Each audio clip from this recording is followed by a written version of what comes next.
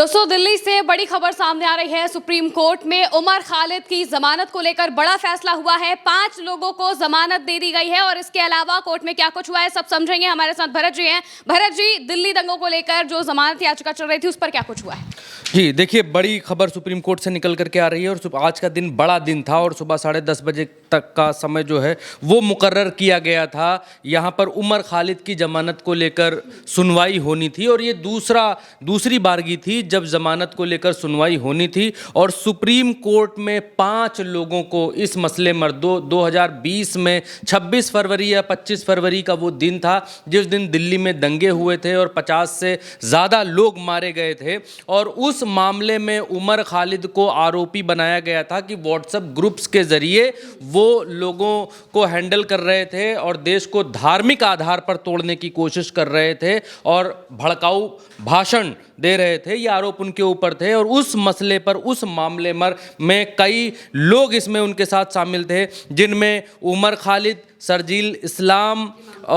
शर्जील इमाम और गुलफिशा फातिमा, मीरान हैदर, शिफा उमर रहमान, मोहम्मद सलीम खान, शादाब अहमद, ये जो हैं ये आरोपी हैं जो 5 साल 3 महीने से तिहाड़ जेल में ये लोग बंद थे। इन्होंने दिल्ली हाई कोर्ट के उस आदेश को सुप्रीम कोर्ट में चुनौती दी थी जिसमें 2020 का जो दंगा था इसमें उनके खिलाफ यूएपीए लगाया गया था और जमानत देने से इनकार कर दिया गया था। उस पर सुप्रीम कोर्ट में सुनवाई चल रही थी और इस सुनवाई में 5 आरोपियों को 21 शर्तों के साथ 21 शर्तों के साथ जमानत दी गई है। सुप्रीम कोर्ट ने उमर खालिद और शर्जील को 1 साल तक इस मामले में जमानत याचिका नहीं दाखिल करने का आदेश दिया है कि वो 1 साल तक जमानत याचिका दाखिल नहीं कर सकते हैं। यानी 5 लोगों को जमानत मिली है, शर्जील इस्लाम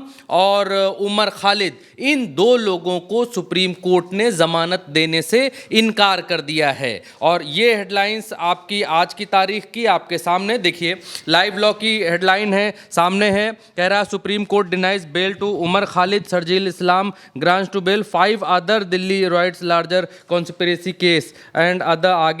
आगे बार एंड बेंच की हेडलाइन है, वो भी ऐसी ही हेडलाइन है, उसमें भी नीचे उमर खालिद और शर्जील इस्लाम इन लोगों के चित्र लगाए गए हैं। इसमें supreme court denies bail to Umar Khalid, Sharjeel Islam grants bail to 5 others Delhi riot cases. इसमें एक और हेडलाइन है तमाम सारे अखबारों की, क्योंकि आज सवेरे से ही इस खबर पर पैनी नज़र थी सारे अखबारों की, देश भर की मीडिया की और इंटरनेशनल मीडिया की भी। अभी मैं आपको एक चीज़ और बताऊंगा, जो कोर्ट के भीतर क्या क्या हुआ वो आपको समझना चाहिए। आपको मालूम चलेगा कि कोर्ट के भीतर क्या क्या हुआ, क्योंकि कोर्ट के भीतर जो सॉलिसिटर जनरल हैं तुषार मेहता, वो सरकार की तरफ से या पुलिस की तरफ से कह लीजिए, उनकी तरफ से हाजिर हुए थे, अपनी दलीलें पेश करने के लिए हाजिर हुए थे। दिल्ली पुलिस ने भी अपना पक्ष इसमें रखा है और आरोपियों की तरफ से उमर खालिद एंड जो बाकी लोग हैं उनकी तरफ से भी पक्ष रखे गए, जिसमें से 5 लोगों को जमानत मिली, उमर खालिद और शर्जील इस्लाम को जमानत नहीं मिली है। तो क्या क्या हुआ है सुप्रीम कोर्ट के भीतर, कोर्ट रूम में,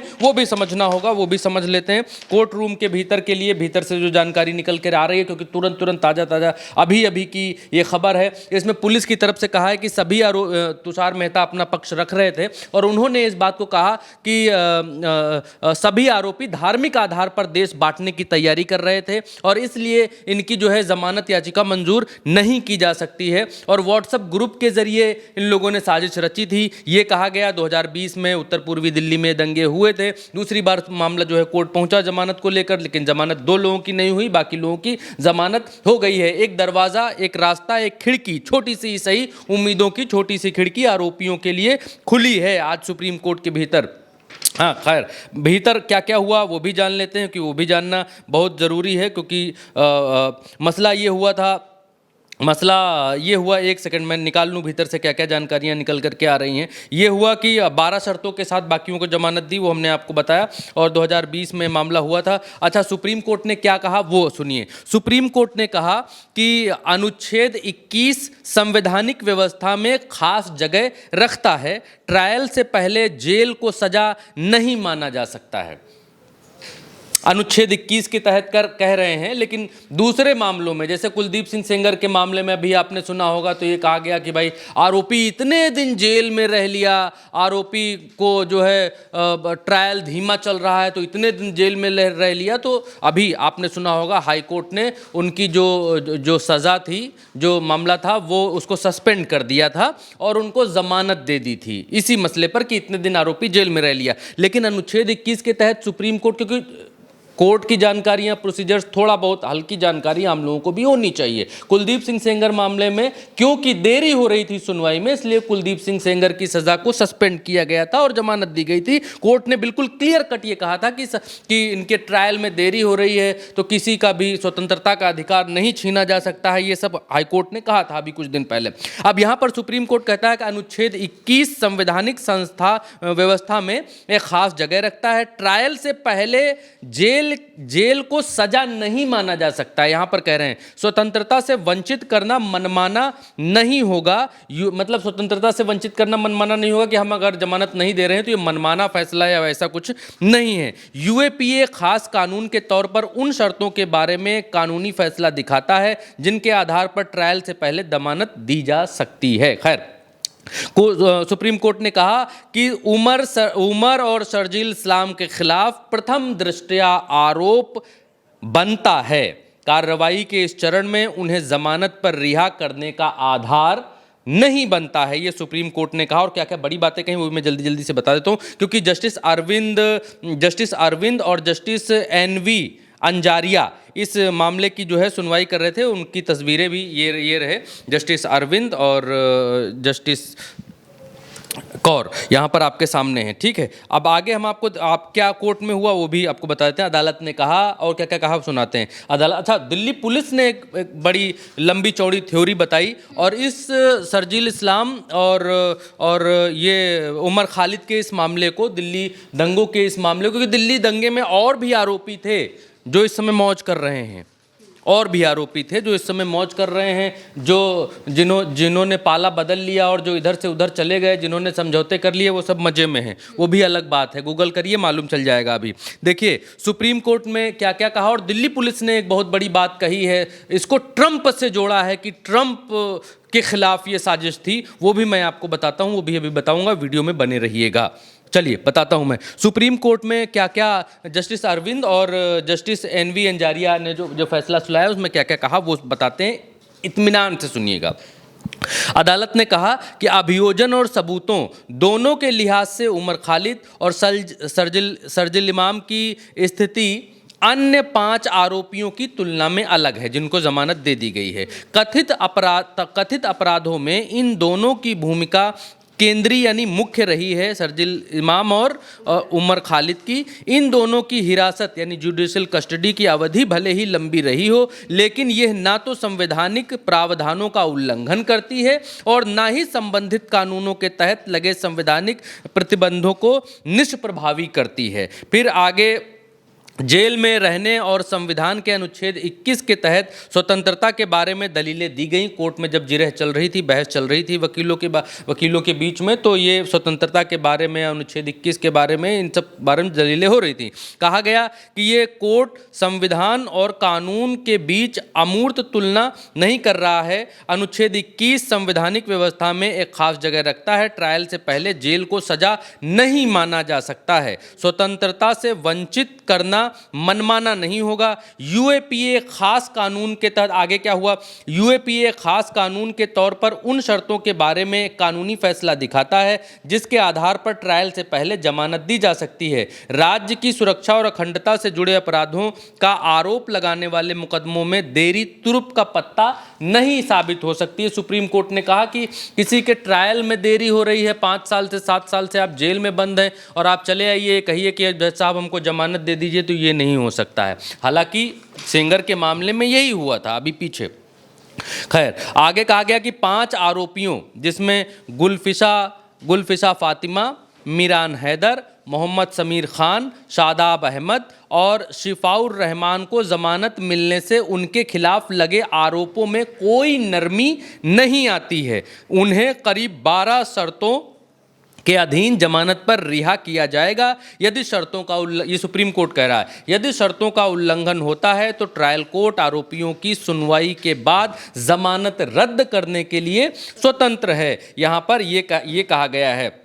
अच्छा, आरोपियों की तरफ से कोर्ट में क्या कहा गया वो भी जानना बेहद जरूरी है। ये कोर्ट की भाषा है, उसी भाषा में बता रहा हूं, सरल करके भी अभी बताऊंगा।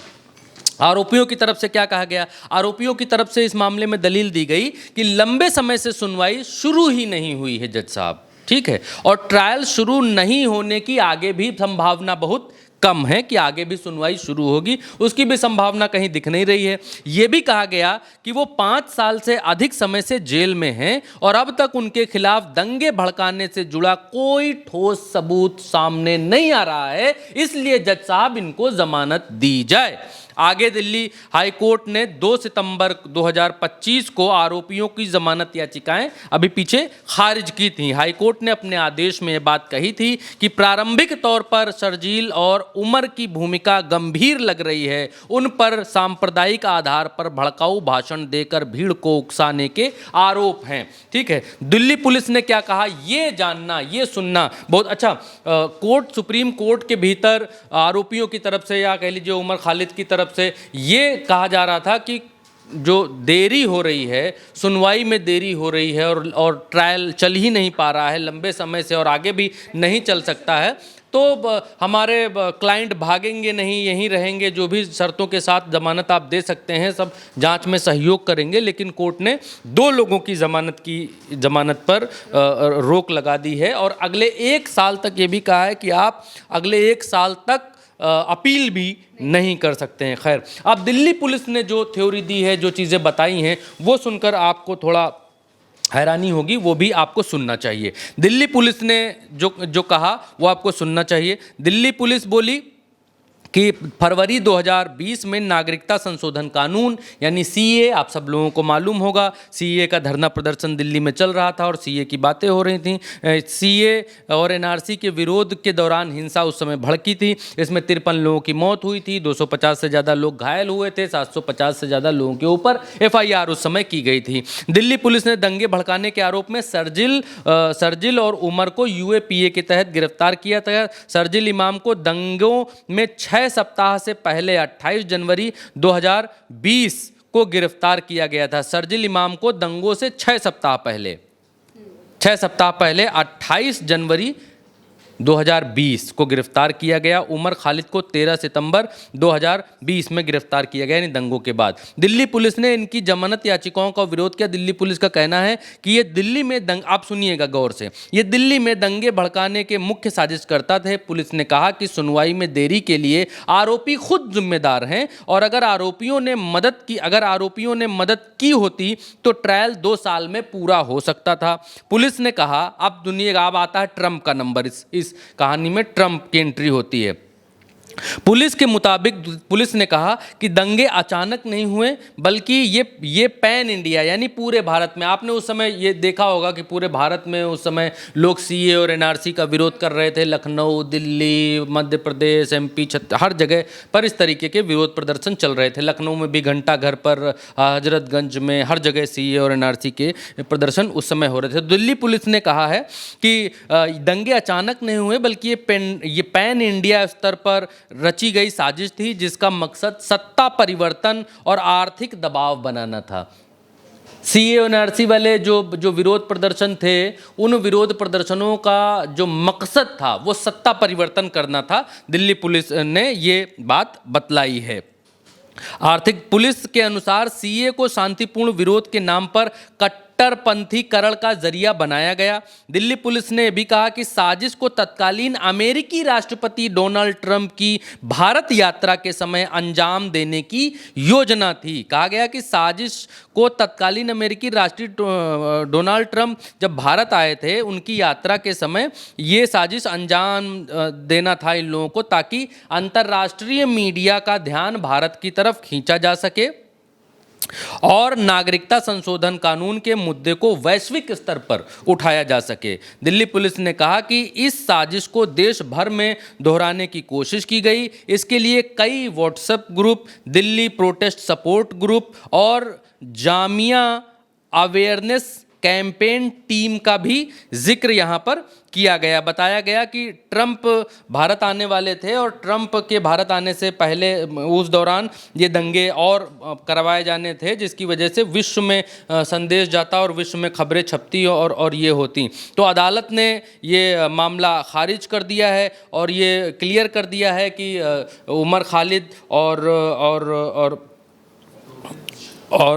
एक और उनके साथी शर्जील इमाम, इन दोनों को छोड़कर बाकी लोगों की ज़मानत याचिकाएं मंजूर कर ली गई हैं। और एक और चीज़ कही गई है कि सुप्रीम कोर्ट में जब जमानत पर बातचीत हो रही थी तो ये भी कहा गया कि शर्जील इमाम और उमर खालिद व्हाट्सएप ग्रुप के ज़रिए लोगों को भड़का रहे थे, दंगा कराने की कोशिश कर रहे थे।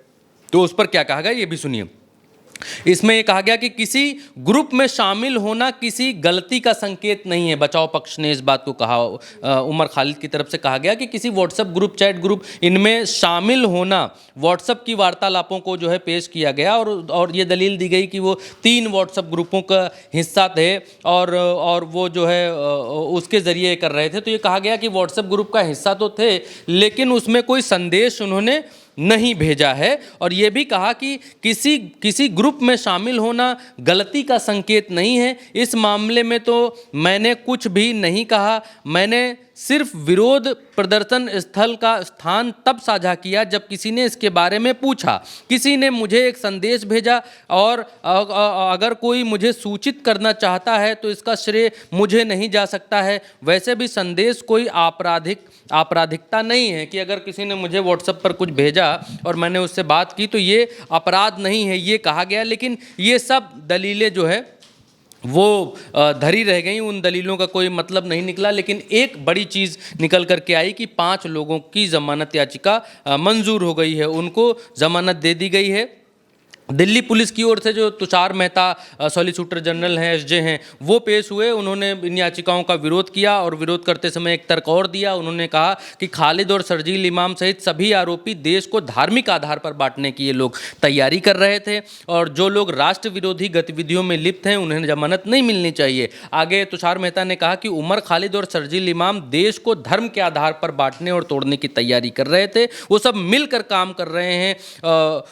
गुफिशा, उमर, हर कोई वो व्हाट्सएप ग्रुप के जरिए एक दूसरे से संपर्क में हैं और साजिश की जा रही है, ये उन्होंने कहा। और इसके बाद जो है सुप्रीम कोर्ट ने फैसला सुनाया और उस फैसले में आपने देखा कि 2 लोगों को छोड़कर बाकी 5 लोगों को यहाँ पर जमानत दे दी गई है। जिस केस के ऊपर पूरे देश की नज़र थी कि इसमें क्या होगा, सुप्रीम कोर्ट क्या उसी तरीके का फैसला लेगा जिस तरीके का फैसला कुलदीप सिंह सेंगर के मामले में लिया गया कि इतने दिन जेल में रहे हैं, उसके आधार पर, अच्छे चाल चलन के आधार पर और ट्रायल में देरी के आधार पर क्या उनको जमानत दी जा सकती है। तो सुप्रीम कोर्ट ने बिल्कुल क्लियर कट एक बात कही है कि ट्रायल में देरी होना आधार नहीं हो सकता है और ट्रायल और सुनवाई के दौरान अगर आप जेल में हैं तो उसे सज़ा नहीं माना जाएगा। ये भी सुप्रीम कोर्ट ने यहाँ पर क्लियर कर दिया है। बिल्कुल, यानी कि दिल्ली दंगों से जुड़े इस जमानत याचिका के मामले में 2 लोगों को छोड़कर, उमर खालिद और शर्जील इमाम को छोड़कर बाकी सबको 12 शर्तों के आधार पर जमानत दी गई है। और अब तो करीब 1 साल तक उमर खालिद और शर्जील इमाम जमानत याचिका भी दाखिल नहीं कर पाएंगे, यानी कि 1 साल बाद अगर उन्हें जमानत चाहिए तो वो अपनी जो याचिका है वो दाखिल करेंगे। फिलहाल के लिए मेरे साथ इस खबर में इतना ही। आप देखते रहिए उल्टा चश्मा न्यूज़।